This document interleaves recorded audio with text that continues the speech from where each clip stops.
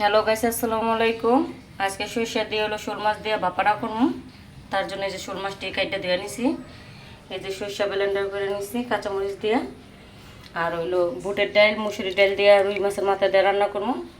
তার জন্য এই যে ডাল দিয়ে নিছি, পেঁয়াজ কাঁচামরিচ কেটে নিছি, আর এই রুই মাছের মাথা দিয়ে নিছি। রান্নাটা রাঁধতে থাকি, দেখতে থাকেন। রান্নাটা যদি ভালো লাগে অবশ্যই লাইক কমেন্ট শেয়ার দিয়ে পাশে থাকবেন। তেল দিয়ে দিলাম কড়াইতে, পেঁয়াজ দিয়ে আগে পেস্টে ঘিরে নিই। মাছটার ভিতরে সব রকমের মশলা দিয়ে দিছি, সরষে আদা রসুন বাটা, হলুদ মরিচের ফাঁকি, একটু ধনিয়ার গুঁড়া দিয়ে দিছি, স্বাদ মতন একটু লবণ দিয়ে দিলাম। এখন এটা মাখাইয়া তারপর চড়াই দেবো। এই মশলাটি দিয়ে রাখছি, ভাজা তেলের মশলা দিছি, ভাজা তেল দিছি, পেঁয়াজ মাছ একসাথে ভাজা, একটু কাঁচা পেঁয়াজও দিয়ে দিলাম, ভাজা পেঁয়াজও দিয়ে দিছি একবারে। এতকে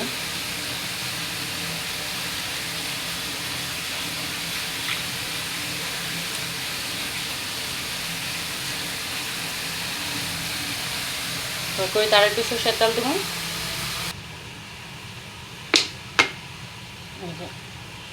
তার একটু সরষের তেল দিয়ে নিলাম।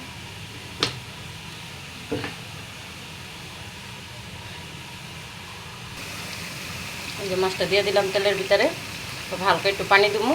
আগে পেঁয়াজ আর সরষের তেল দিয়ে ভাজা মাছটার লগে মাখাই নেবেন, পরে একটু কাঁচা তেল দিয়ে দেবেন, তাই হয়ে দেবো। এটা আর এক রকমের রান্না। এই যে পানিটা দিয়ে দিলাম,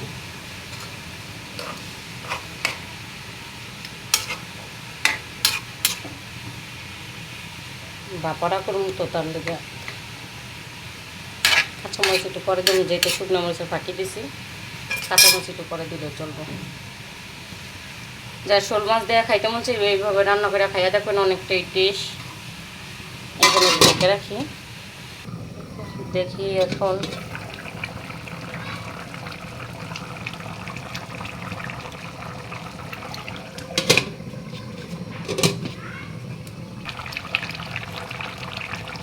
কাঁচামরিচটি দিয়ে দিই। এখন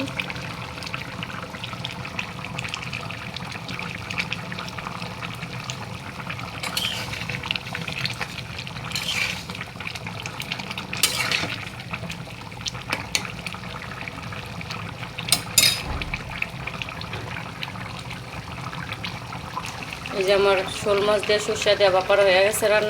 রান্নাটা ভালো লাগলে অবশ্যই লাইক কমেন্ট শেয়ার দিয়ে পাশে থাকবেন।